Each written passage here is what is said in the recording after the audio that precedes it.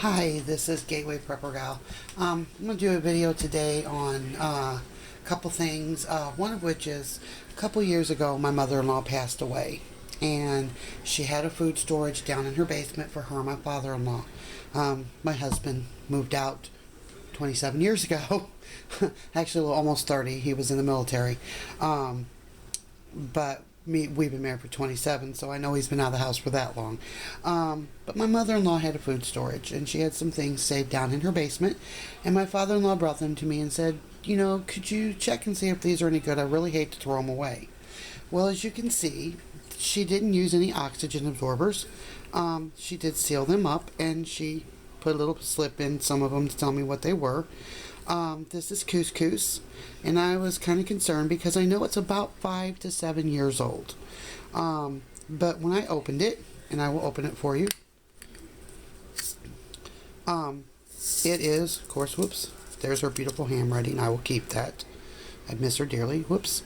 As you can see, it's perfectly fine. It's a whole grain couscous, and I boiled some up, and it tastes just fine. So even though it wasn't stored in the most optimum conditions, and we won't store this, we will go ahead and use it, but we won't store it any longer.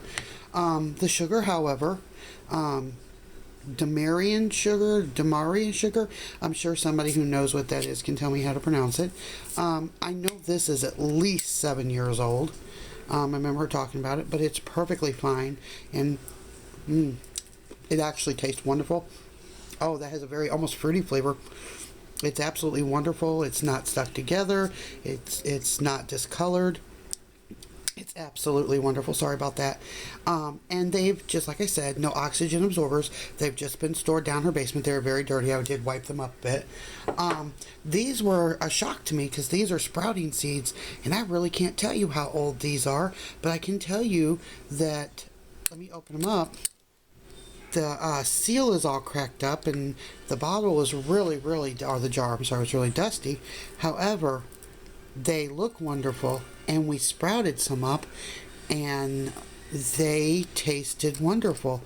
So even though things aren't always stored in their perfect environment, in the perfect way that we think they should be stored by our standards, they're fine.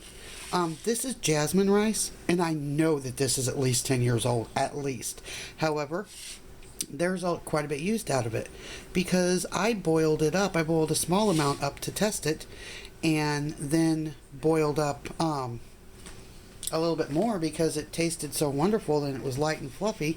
As you can see, I don't know if you can see this. Let me get back. This is a beautiful jar. I love this jar. Absolutely love this jar. But there's absolutely nothing wrong with that rice. So don't throw your food away just because you didn't think that it was stored in the optimum conditions. Yes, optimum conditions are great. However, sometimes they're not necessarily 100% necessary. I know that sounds funny, especially coming from me, but there you go. What I'd like to show you today is a breakfast skillet that my family enjoys. We usually take this camping, so it's kind of a tried and true recipe, but this is what it looks like. It is called a cheesy sausage omelet skillet. That's just what my children call it. And it's very simple to make. And the reason I wanted to show this today was I know you guys know how to dry can, but we're guilty of this, and I know some of you might be guilty of this, so I'm just going to throw it out there. I'm not saying you are, but if you're like me, sometimes you get so caught up in breakfast and lunches food because we always think, oh, we can throw anything together for breakfast. Well, we've had a few natural emergencies in our area, living where we live. We like to joke and say if you don't like our weather, wait around about 5 minutes, it'll change. Sometimes not for the best because we live in Tornado Alley. And I will tell you that these really have come in handy, and they're very tasty. Very simple to make.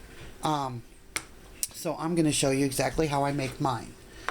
First of all, let me get my things together here. It is pretty much as easy as making any of the others. Whoops, hold on a second.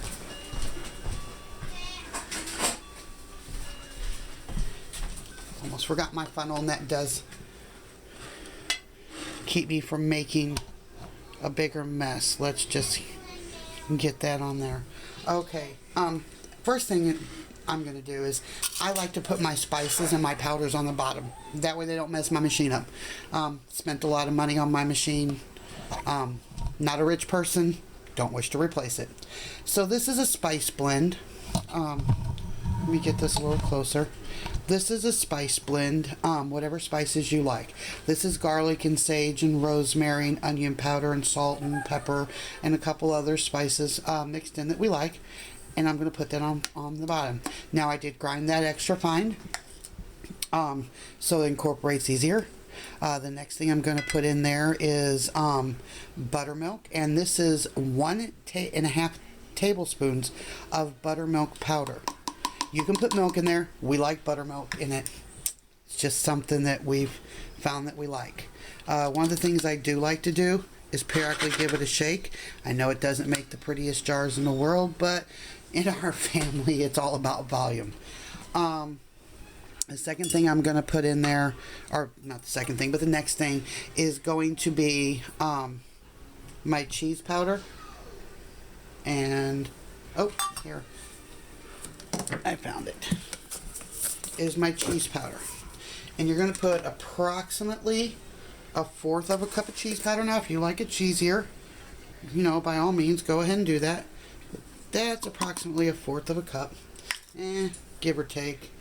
It's not rocket science, and you kind of know what your family likes. You know, no offense, but they'll probably eat it anyway, even if it's not enough or too much. Again, I like to give it a little shake down here. The next thing I'm going to put in, because it's a powder, are my eggs. So this is going to take 1.5 cups of whole egg powder, and that's going to equal approximately 16 eggs. You can put more vegetables in there if you don't need as much eggs. However, we have a large family, so this, and in order to feed us all, this is going to feed 8 people, believe it or not. A pretty hearty breakfast. This makes a lot more than you think. So there's 1 cup, and then we're going to do approximately 1/2. So, and again, I'm going to shake it down. Give it a shake. There we go. Can you see that? I'm going to give it a shake. There we go.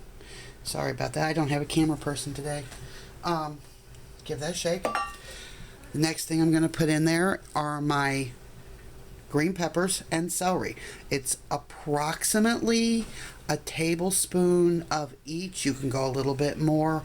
I think there's actually 2 tablespoons of celery in there because they like that. And then there's a tablespoon of onions, and we're going to put that in there. The next thing I'm going to do is put in approximately 2/3 of a cup of sausage crumbles. Now, they like it better actually if I break these crumbles up.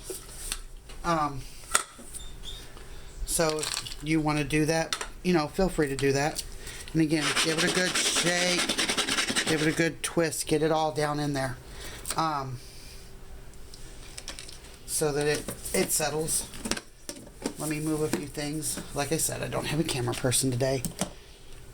Okay, and then the last thing that goes in, oops, excuse me, is everyday hash browns. I have to say, I have found so many uses for these. Now, they're not going to be crunchy. You're going to bake this or cook it on top of the stove. And now I just simply fill up, and I can tell you that this is approximately, this is going to take approximately, in this jar with what I've got, approximately 2 cups, maybe slightly more, because I'm going to push some of them down. I can get close to 3 if I push real hard, but we're going to, again, give it a good shake, get it good and settled down there. It doesn't have to be the prettiest in the world. You're feeding your family. It'll be pretty in their bellies in a chef situation. Okay, shake it on down. I fill it all the way up as high as I can get it. Okay, there we go. We're going to push that down. And I bet you I can get just a little bit more in there. And I'm going to show you an easy way to make these.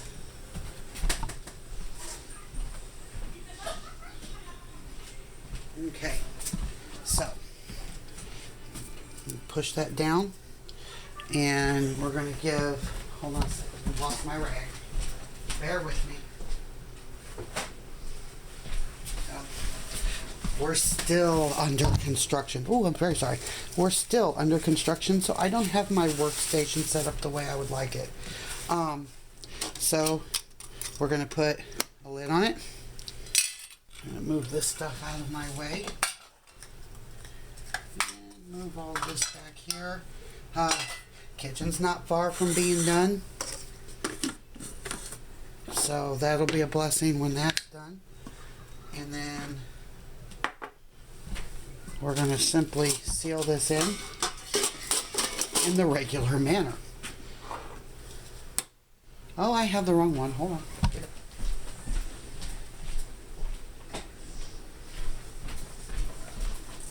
Okay.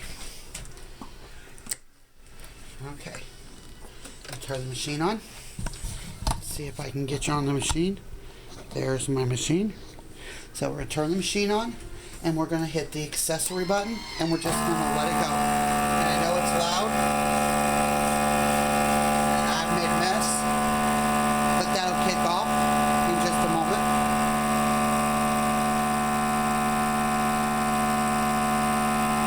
I know it's loud, sorry about that.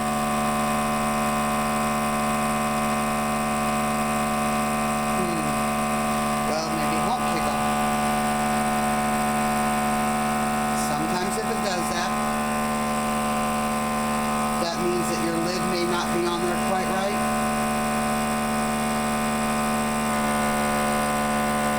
Double check. Hit your stop button. Let's see. Ah, yes, it's shifted. So we're going to put it back on.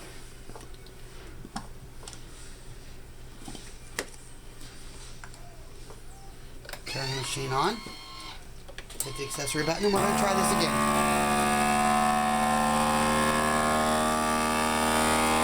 And here we go. Sounds good. And sounds like we might be close to being done. There we go. And see, it worked. And pull it off. Now, I always test.